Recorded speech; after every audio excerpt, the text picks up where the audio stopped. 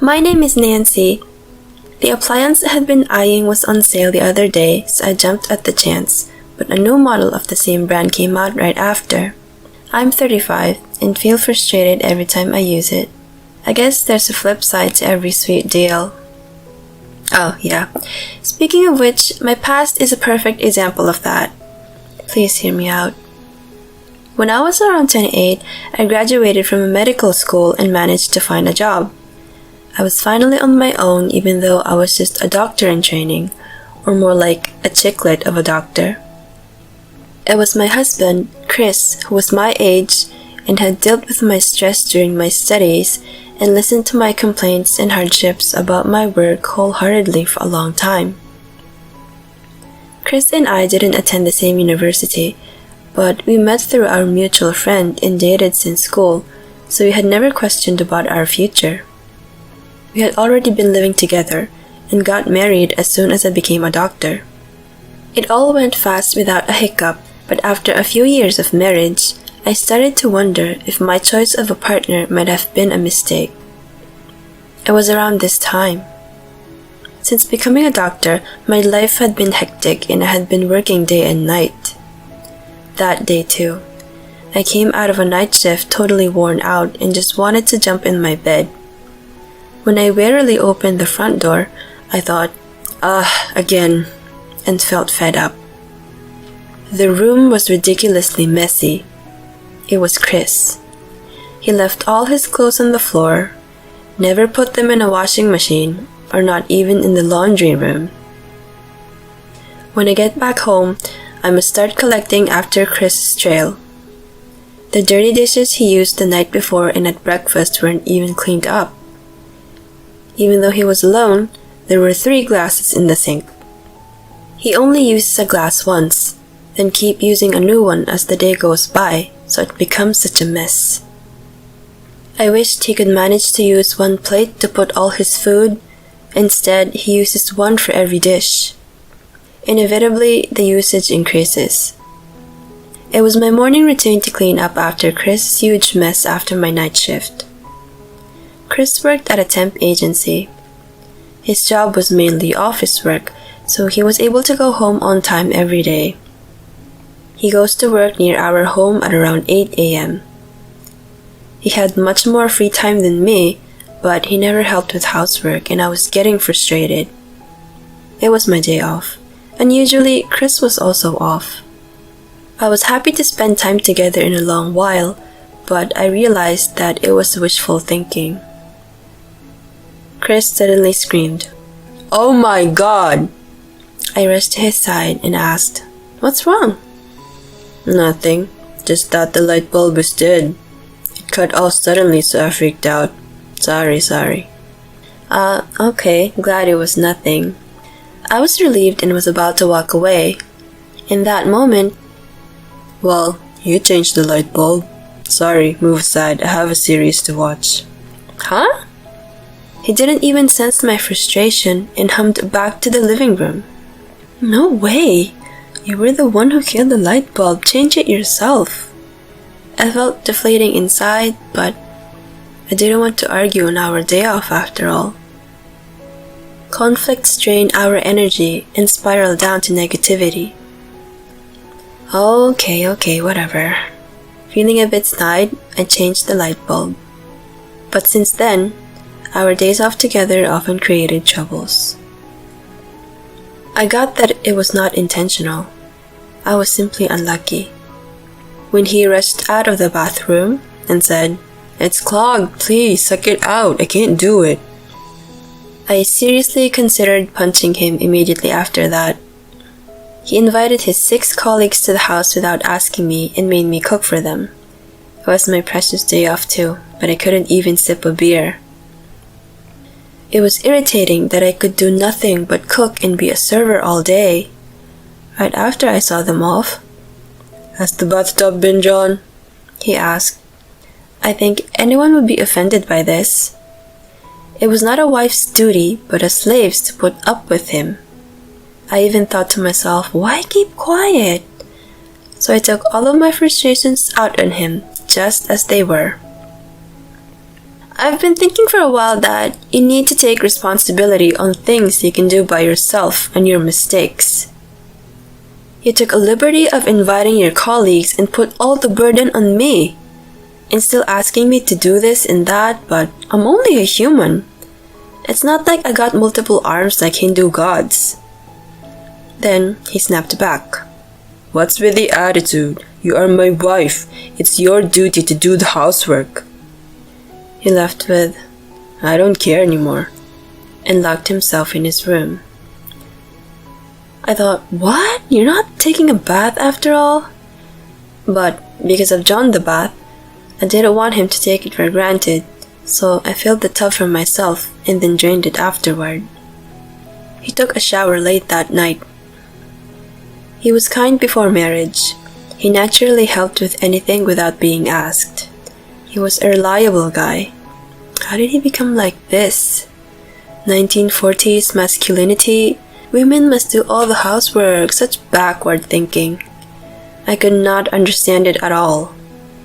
Next morning, he urged, sit down, in a chair in our living room. I sat down as told. I think you don't appreciate me enough. Huh? Despite me showing a struggle to understand him, he continued without a care. My female colleague told me that you should be thankful just to have a husband. Taking garbage out, preparing a meal, or cleaning the house is for sissy guys. It was an act of not trusting the ability of your wife. All of that was done by him before we were married. It continued some time after the marriage. Not only is it not sissy, but it's a wonderful thing to do as a husband. I'm sure anyone would agree. Someone with old values had rubbed off unnecessary things to my husband. Your Highness continued. That's why I act like a real man and be the husband that I should be. I trust all housework in your hands. You shouldn't be easily influenced by what people tell you. Shouldn't you discuss with me first? Shut up and just listen. Shut up? He told me to shut up? I clenched my right hand impulsively. If there was no law in this country, I would have beaten the crap out of him. I'm going to make an arrangement so that you can appreciate me more. Arrangement? I was like, huh? What in the world is he talking about? I was dumbfounded. That's right. First of all, you must know that I am the head of the household. For that, you're going to give me all your savings and I'll give you allowance. By doing so, you'll have more appreciation for me. Also, you must wake up before me on our day offs and make a comfortable living space by cleaning and cooking and then... Sorry, but be quiet. That's enough. I can't listen to you. Wow, I said it. I knew I should have been calmer, but I was just being honest. Besides, did this guy understand what the meaning of an arrangement was? What did you say? You want a divorce? If you cannot agree with me, I'll divorce you, he said with a smirk. He thought he could threaten me. Too bad. That was if he was worth it. I didn't even want a husband who threatened me with stupid conditions. I replied immediately, okay, let's divorce. If I agree with those conditions, I suppose you will eventually say, warm up my car before I leave. I'm not a slave. You are not the master. It's actually me. Boss around once you become the president. You outdated, delusional son of a gun. What? Are you serious? So easily deciding on such an important matter? The one who had threatened divorce was now panicked. I guessed he wasn't serious, but it was nothing but luck for me. Yeah, I fell out of love all at once. Let's divorce. You. What would you do if I remarried right away? Nothing. You think I would regret it? You are nobody but a stranger, so do as you please. Maybe I'll wish you happiness. You are heartless. Indeed, I have come from the land of the heartless to spread heartlessness. Well, it was such a foolish exchange, but we decided to divorce in this immature manner. 3 months passed since then. I had sold the house and was living alone in an apartment near my work when Chris showed up unannounced. He knew that I moved when the house was sold, but I hadn't informed him of my new address. I thought it was creepy and answered, "What do you want?" over the interphone. "Please, let me in. I need to speak to you." No! I was bothered by my ex-husband's request, but he looked troubled, so I let him in for the time being. Although I was a bit scared of being assaulted, I think it should be okay as there's security in place. In such case, I could also use my judo skill, albeit in high school. I can throw him over my shoulder as hard as I can. That's what I was thinking, but his posture was slouched and visibly exhausted that it seemed there was no energy for assault. I was shocked to see the change in his appearance. What's up? No, what's wrong?" I asked. "I got remarried." For a moment, I thought he came to boast about his remarriage, and I said, "Okay, get out," in my head, but I held back from actually saying it out loud. "Good for you. And what does the happiest guy want from me?" "I'm not happy." "Huh? Counseling for marriage blues?" I'm a physician, and psychology is a different field. Impulsively, I checked around his eyes, skin tone, and dryness of his lips as a side effect of my job. Looking closely, he seemed skinnier.